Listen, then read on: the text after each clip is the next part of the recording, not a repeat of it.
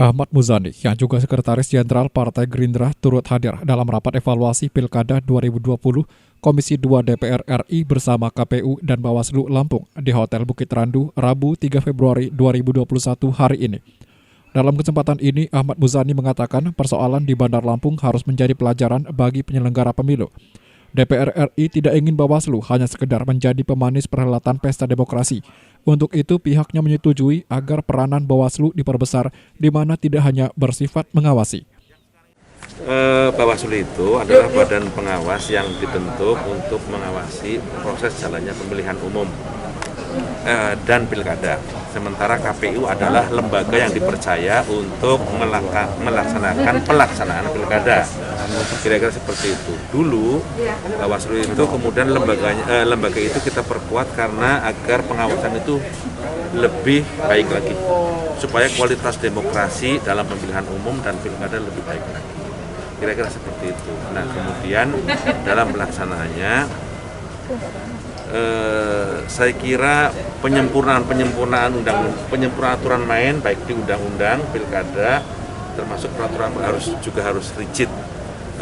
Misalnya tentang kewenangan Bawaslu untuk mendiskualifikasi sebuah pasangan pilkada, diskualifikasi pasangan calon legislatif termasuk calon presiden dan wakil presiden. Menanggapi teguran yang dilayangkan Komisi 2 DPR RI, Ketua Bawaslu Lampung Fathiatul Khairiyah mengatakan kewenangan Bawaslu dalam melakukan penanganan serta kewenangan melakukan pembatalan calon harus didasarkan pada undang-undang yang jelas. Hal ini akan dijadikan sebagai catatan dan evaluasi yang diberikan agar kedepannya menjadi bahan evaluasi perbaikan. Kunjungan kerja dari Komisi 2 DPR RI dalam rangka evaluasi Pilkada serentak tahun 2020 di Indonesia. Jadi hari ini bukan hanya Lampung, tapi ada 3 titik, ada Jawa Barat dan Banten, kemudian Lampung. Nah, yang ke Lampung dipimpin langsung sama Ketua Komisi 2, kemudian juga hadir dari Ketua Bawaslu RI dan juga Sekjen KPU RI.